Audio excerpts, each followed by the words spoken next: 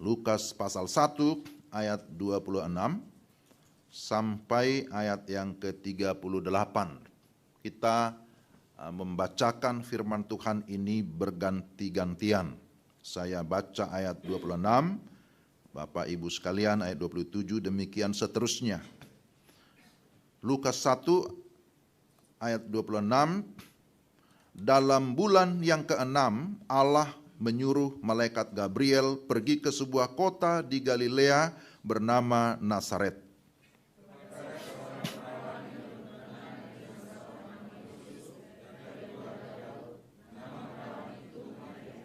Ketika malaikat itu masuk ke rumah Maria, ia berkata, "Salam, hai engkau yang dikaruniai, Tuhan menyertai engkau."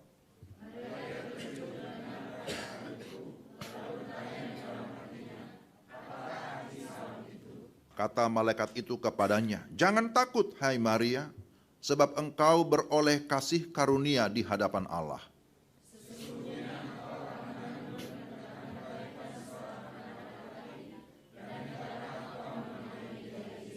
Ia akan menjadi besar dan akan disebut anak Allah yang Maha Tinggi, dan Tuhan Allah akan mengaruniakan kepadanya tahta Daud bapa leluhurnya.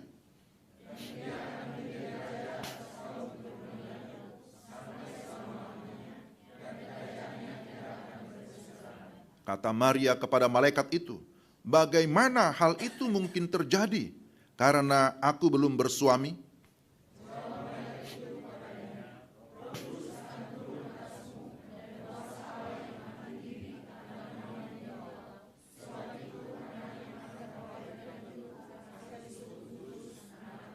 Dan sesungguhnya Elisabet sanakmu itu, ia pun sedang mengandung seorang anak laki-laki pada hari tuanya, dan inilah bulan yang ke-6 bagi dia, yang disebut mandul itu. Kata Maria, "Sesungguhnya aku ini adalah hamba Tuhan, jadilah padaku menurut perkataanmu itu." Lalu malaikat itu meninggalkan dia. Demikian pembacaan firman Tuhan. Berbahagialah kita yang mendengar firman dan memelihara dalam hidup kita sehari-hari. Selamat hari Minggu Bapak Ibu, Shalom. Puji Tuhan, hari ini kita bisa beribadah bersama-sama di Minggu Advent yang keempat menurut kalender gerejawi. Kita sudah berada di tanggal 24, besok tanggal 25, udah pasti ya. Bapak Ibu yang dikasihi Tuhan, hari ini tema kita, sesungguhnya aku ini adalah hamba Tuhan. Diambil dari ayat yang ke-38. Sesungguhnya aku ini adalah hamba Tuhan. Nah, kita sudah membaca mulai ayat 26, bahwa konteks bacaan kita ini berkaitan dengan pemberitahuan kelahiran Yesus yang disampaikan oleh malaikat Tuhan yang disebut di sini namanya Gabriel. Bahwa malaikat Gabriel datang kepada Maria memberitahukan bahwa akan lahir Mesias, juru selamat, dan berilah namanya Yesus di dalam ayat 31. Jadi di bagian akhir ayat 38 ditutup dengan satu statement, satu pengakuan, sesungguhnya aku ini adalah hamba Tuhan, jadilah padaku menurut perkataanmu itu. Nah saudara, ini adalah merupakan respon yang sangat positif dari Maria ketika ia mendapatkan informasi atau mendapatkan kabar atau mendapatkan firman Tuhan yang disampaikan oleh malaikat Tuhan. Maka melalui tema sesungguhnya aku ini adalah hamba Tuhan, kita dapat belajar beberapa hal. Ya, saya menyampaikan ada 3 hal menjadi pelajaran dari tema ini. Pertama, bahwa ketika Maria berkata sesungguhnya aku ini adalah hamba Tuhan, bahwa dia menyadari Tuhanlah yang memanggil dan memilih dia. Nah, ini yang pertama. Satu pengakuan, satu konfesi, atau disebut confession. Pengakuan bahwa Tuhanlah yang memanggil Maria, Tuhanlah yang memilih dia untuk menjadi hambanya Tuhan, menjadi alat Tuhan. Itu adalah kedaulatannya Tuhan. Bahwa ada begitu banyak gadis-gadis pada masa itu, betul ya? Bukan hanya Maria. Tetapi Marialah yang dipilih oleh Tuhan. Tentu itu berdasarkan kedaulatannya Tuhan. Dan bagi kita manusia, bagi Maria, itu adalah kasih karunia. Jadi ada kedaulatan Tuhan, bahwa Tuhan berdaulat memilih Maria, tetapi bagi Maria sebagai manusia biasa, itu adalah kasih karunia atau disebut anugerah. Dia tidak menduga hal itu sebelumnya, sudah pasti. Tapi kalau akhirnya dia dipilih oleh Tuhan, itu tentu adalah kasih karunia. Dan itu yang disebutkan di dalam teks ini. Dia adalah gadis biasa sama dengan perempuan-perempuan yang lain, masih sangat muda, belum ada pengalaman. Tetapi ternyata Tuhan memilih bukan berdasarkan usia, bukan berdasarkan banyaknya pengalaman, bukan berdasarkan status sosial yang begitu tinggi di tengah masyarakat. Dia adalah orang biasa, tapi Tuhan memanggil dia, memilih dia. Bapak Ibu, menarik bahwa ketika saya memperhatikan ada versi terjemahan lain, istilah hamba di sini, hamba Tuhan, disebut dengan handmaid of the Lord. Artinya bahwa ketika Maria berkata, sesungguhnya aku ini adalah hamba Tuhan, dia mengakui bahwa dia itu adalah pribadi yang memang dibentuk oleh Tuhan, handmade by God. Jadi status kehambaannya atau pengakuan bahwa dia sebagai hamba itu memang karena dia mengakui Tuhanlah yang sudah membentuk kehidupannya. Ya, seperti tadi lagu kita, bagaikan bejana. Kita dibentuk oleh Tuhan. Jadi tidak serta-merta bahwa dia ngaku-ngaku sebagai hamba Tuhan. Tapi karena dia pertama-tama mengakui bahwa ada Tuhan yang sudah menjadikan dia, yang sudah membuat dia, yang sudah membentuk dia sedemikian rupa. Sehingga pada akhirnya ada sebuah pengakuan, sesungguhnya aku ini adalah hamba Tuhan. Bahwa aku ada karena Tuhan. Kalau aku dipilih itu karena kasih karunia Tuhan. Dan itu juga dikonfirmasi ya di dalam ayat yang ke-28. Ketika malaikat itu masuk ke rumah Maria, ia berkata, "Salam, hai engkau yang dikaruniai." Jadi ada kata dikaruniai. Tuhan menyertai engkau. Demikian juga di dalam ayat 30 diulang lagi. Kata malaikat itu kepadanya, "Jangan takut hai Maria, sebab engkau beroleh kasih karunia di hadapan Allah." Jadi diulang-ulang di sini istilah atau ungkapan kasih karunia. Kalau kamu dipilih itu karena kasih karunia, karena kasih karunia.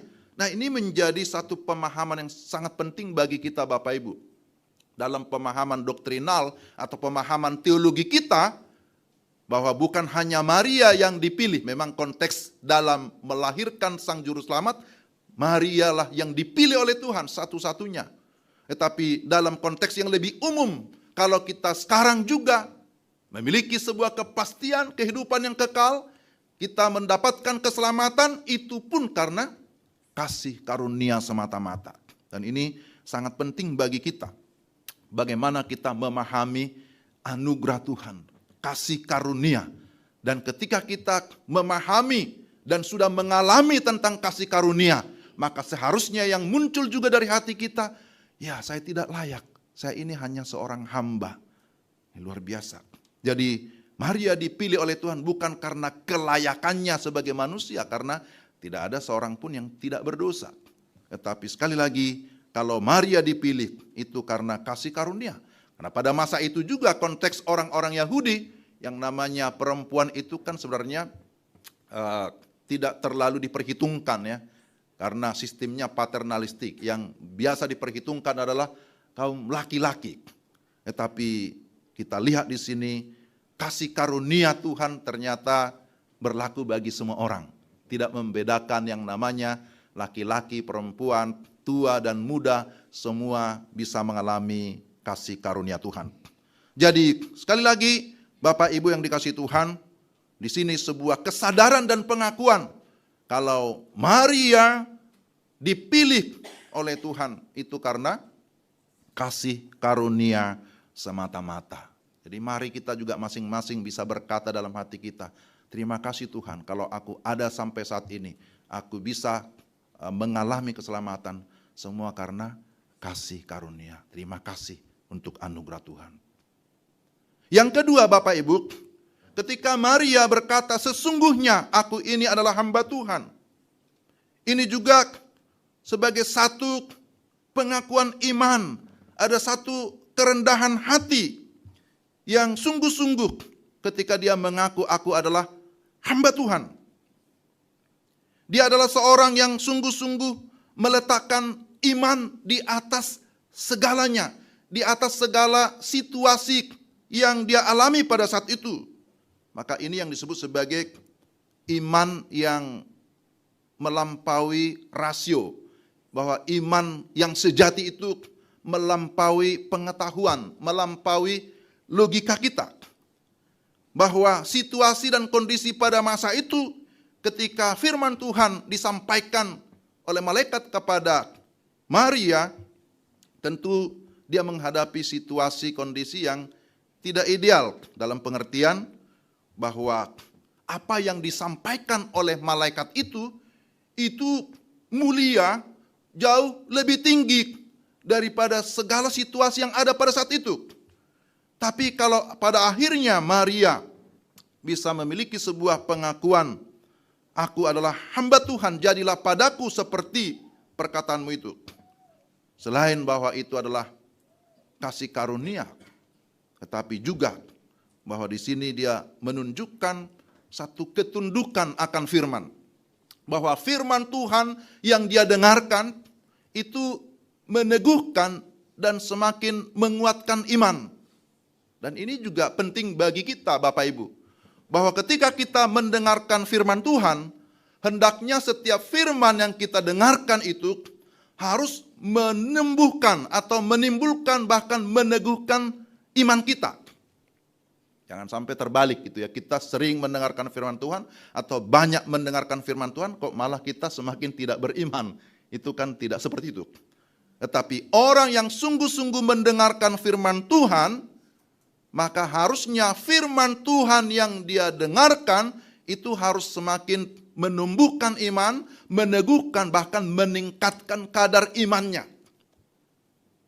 Jadi kita perlu evaluasi juga. Jikalau kita semakin banyak dengarkan firman Tuhan, tapi kita semakin khawatir, semakin tidak percaya Tuhan, semakin kita tidak bertumbuh, ini ada apa sebenarnya? Tanpa terkecuali, termasuk juga hamba-hamba Tuhan gitu ya. Jadi Bapak Ibu yang dikasihi Tuhan, Maria kita lihat di sini menjadi model. Ketika dia mendengarkan firman Tuhan yang disampaikan, maka muncul iman. Iman yang menerobos keterbatasan logika manusia. Maria menerobos keterbatasan pikiran manusia. Akhirnya dikatakan di sini kalau kita membaca selanjutnya, dia pun sungguh-sungguh percaya. Sekalipun hal itu mustahil. Inilah yang disebut sebagai iman yang suprarasio. Iman yang melampaui pengetahuan. Bahwa iman yang sejati bukan berarti bahwa kita percaya kepada hal yang tidak masuk akal. Atau yang namanya irasional. Bukan itu. Tapi sesungguhnya bahwa pikiran kita lah yang terbatas. Maka kita membutuhkan iman untuk percaya kepada sesuatu yang menurut pikiran kita, kita tidak mampu untuk memahaminya. Maka dipakai istilah iman itu melampaui pengetahuan, supra-rasional, melampaui pengetahuan. Jadi bukan iman yang irasional. Kalau iman irasional berarti tidak masuk akal. Jadi iman itu bukan tidak masuk akal, tapi iman itu melampaui akal dan pikiran kita. Dan itulah yang kita lihat yang dimiliki oleh Maria, bahwa dia memiliki iman yang sejati. Jadi di sini kita lihat bahwa sekalipun apa yang diberitakan oleh malaikat itu, kalau berdasarkan logika manusia, wah itu impossible, sesuatu yang tidak mungkin. Tetapi kita lihat di sini bahwa Maria akhirnya mengakui dia mau percaya kepada firman itu. Sesuatu yang tidak terduga sebelumnya, sesuatu yang di luar pengalaman Maria. Karena tidak ada acuan, tidak ada gambaran.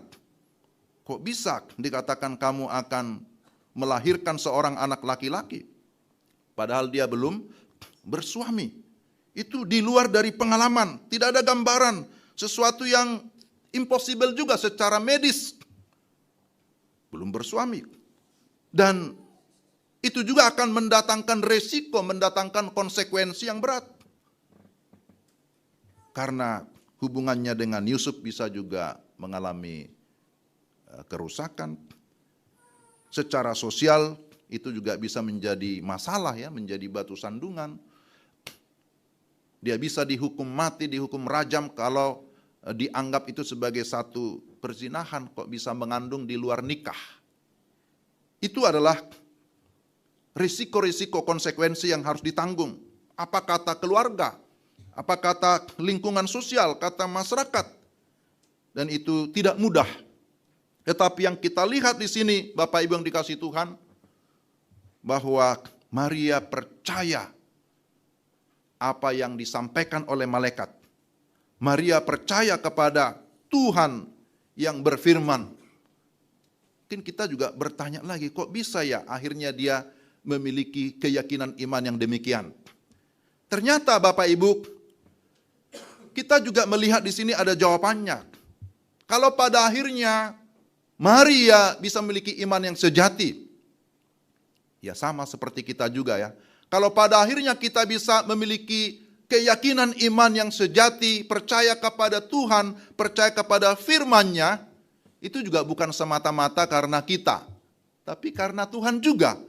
Tuhan memberikan konfirmasi kepada Maria dengan berkata, lihat itu, Elisabet sanakmu itu, dia juga sedang mengandung seorang anak laki-laki. Ini adalah bulan yang ke-6 yang dikatakan mandul itu.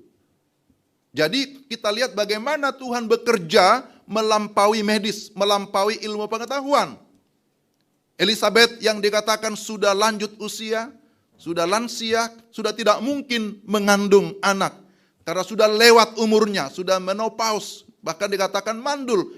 Tetapi dia bisa mengandung seorang anak laki-laki. Nah itu menjadi konfirmasi. Kalau Elisabet saja bisa mengandung, sudah lewat waktunya, sudah tidak mungkin. Maka Tuhan juga bisa bekerja memakai Maria yang secara medis ini juga belum waktunya. Karena belum bersuami. Dan Tuhan bisa memakai sesuatu yang tidak mungkin bagi manusia. Kemudian dikatakan bahwa Roh Kudus, Dialah yang akan memberikan kepada kamu sebuah kepastian, sebuah kuasa, satu kuasa untuk bisa memahami apa yang disampaikan.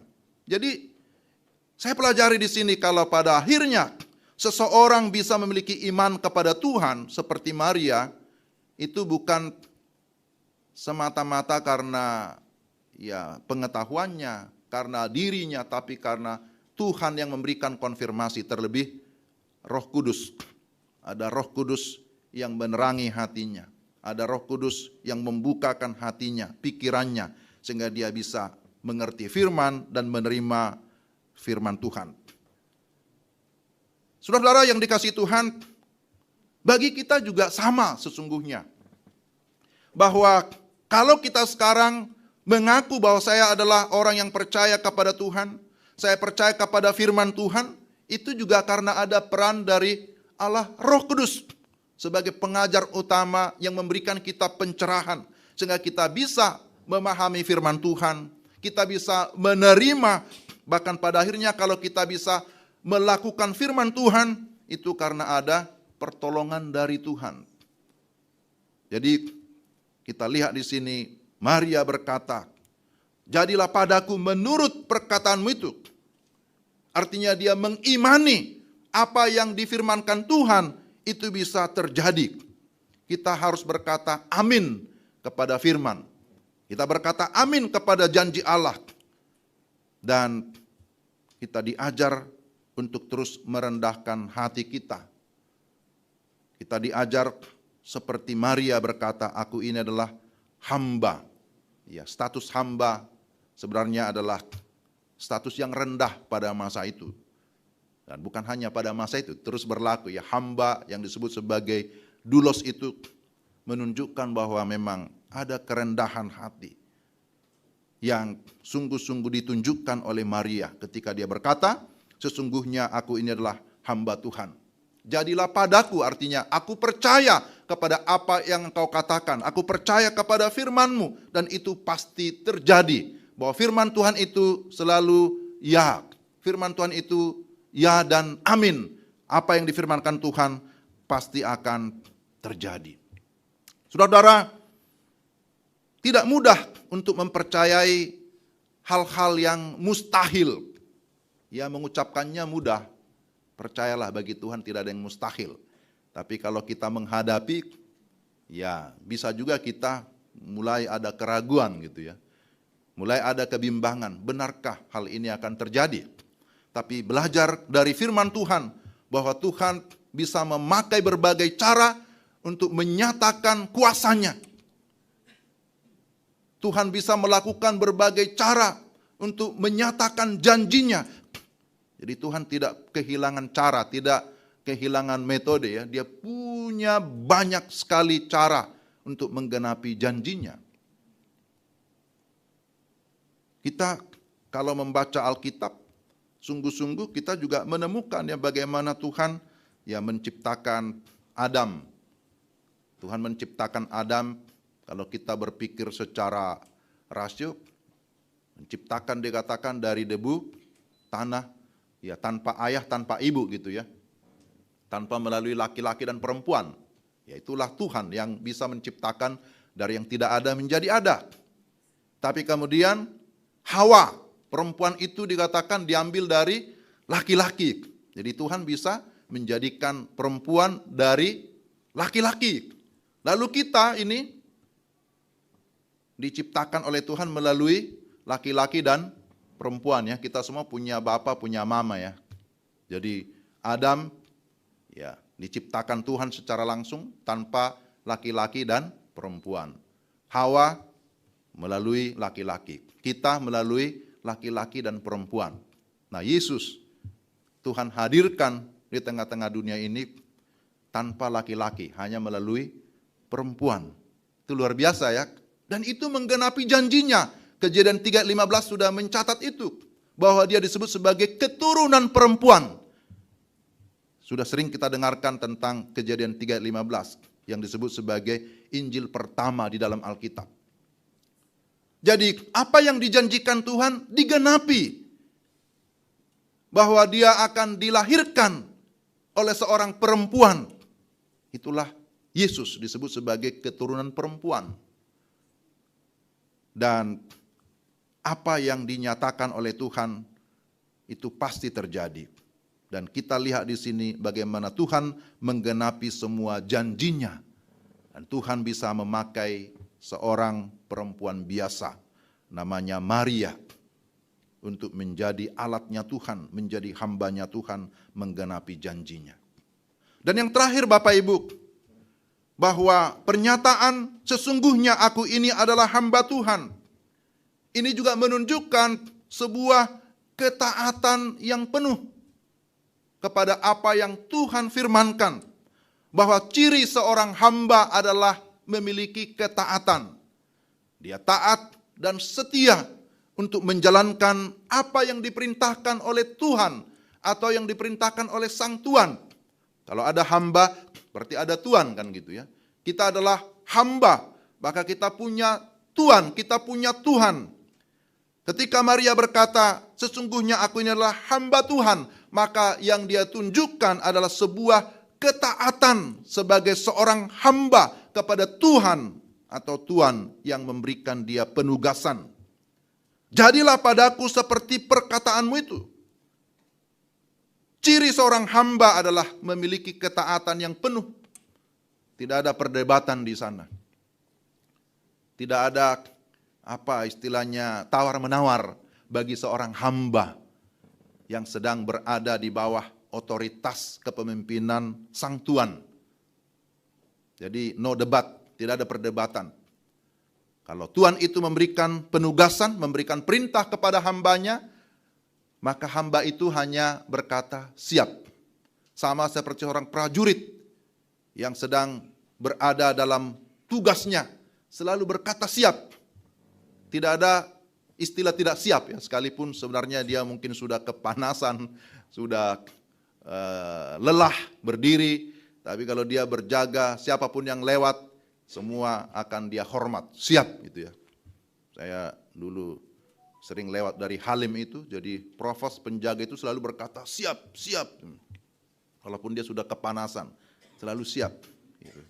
Seorang prajurit, seorang hamba selalu berkata siap kepada komandannya, kepada tuannya.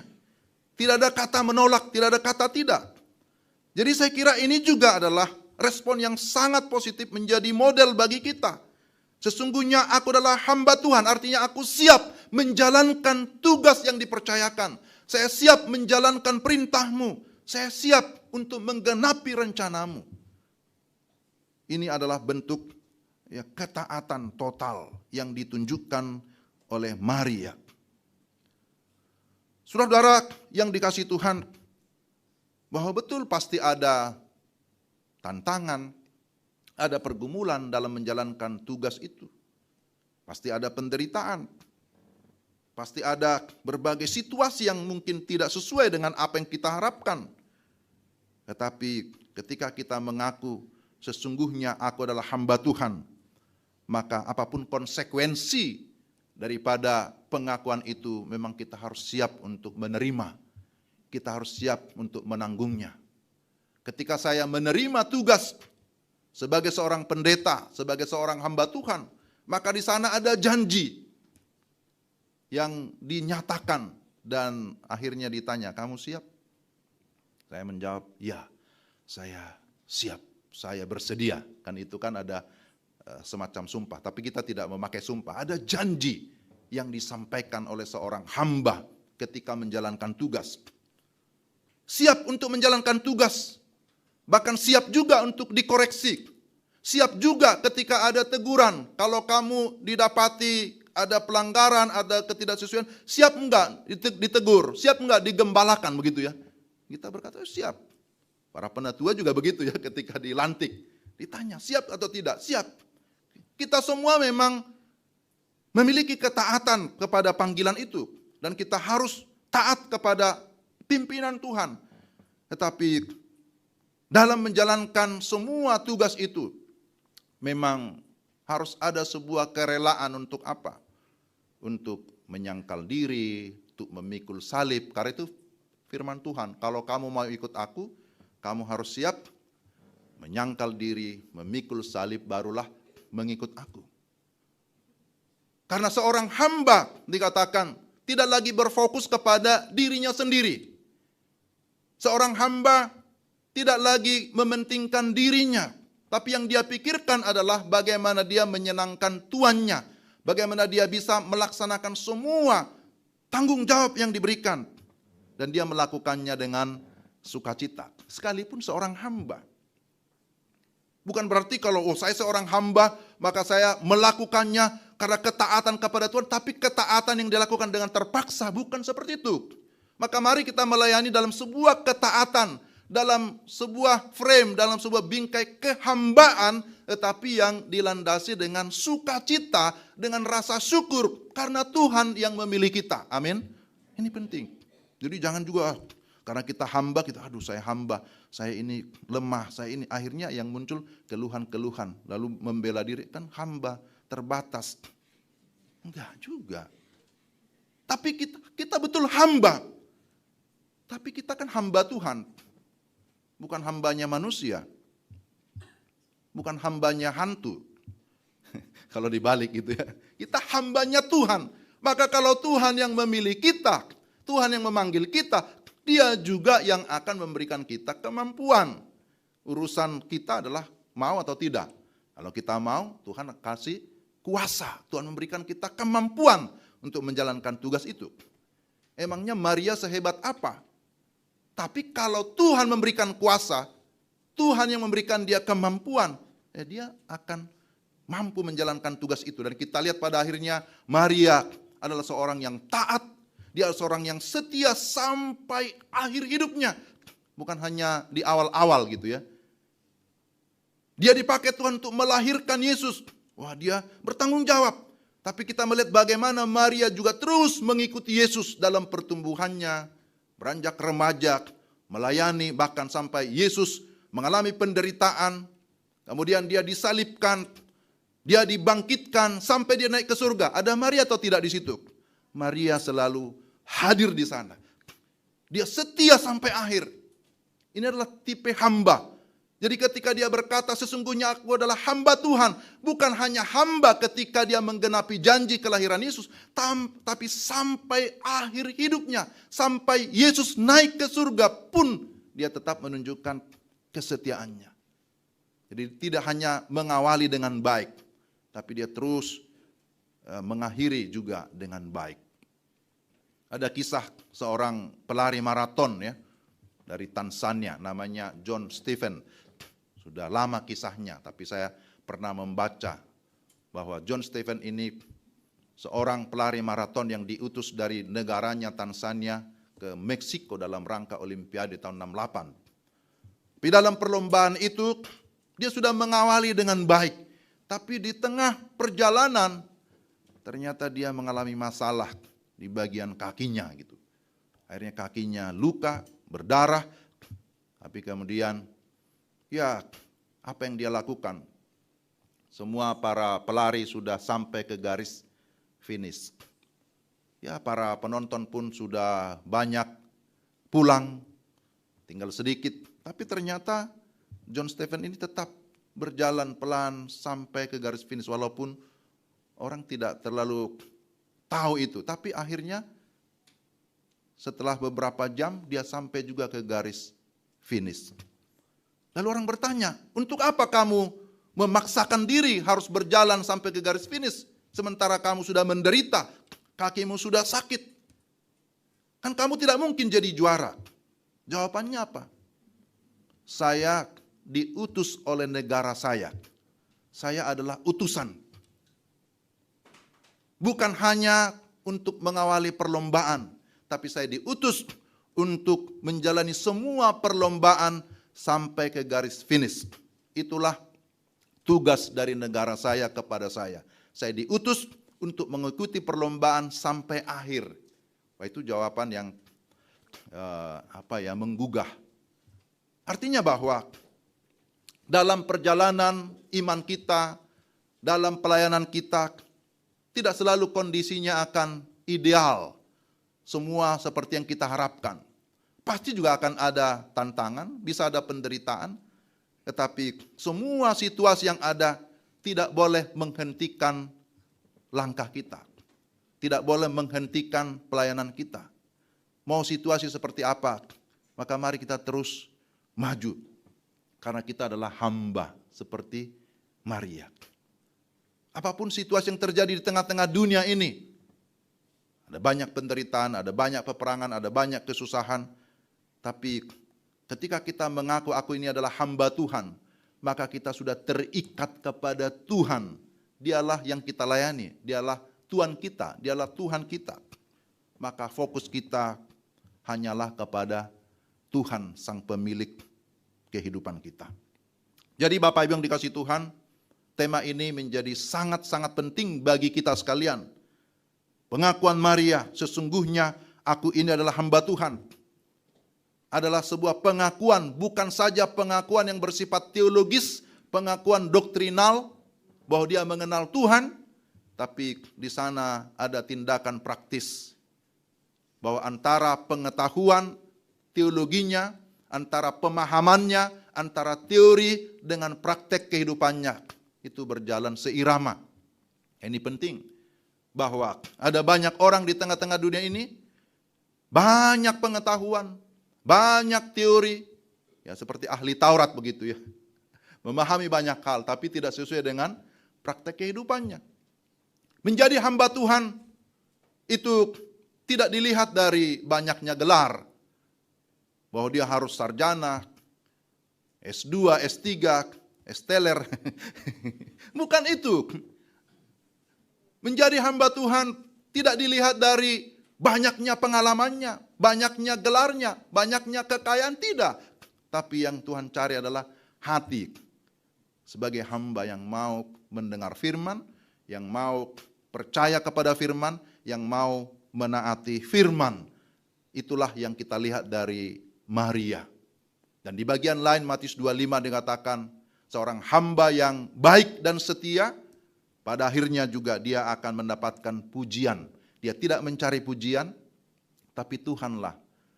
Tuhan itulah yang memberikan pujian kepada dia. Engkau hamba yang baik dan setia. Kenapa? Karena dia bertanggung jawab melakukan apa yang dipercayakan.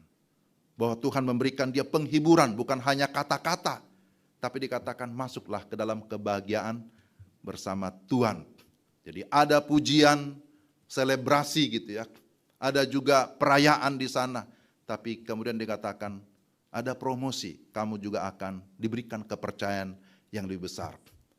Orang yang sungguh-sungguh taat dan setia, maka itulah yang dicari oleh Tuhan.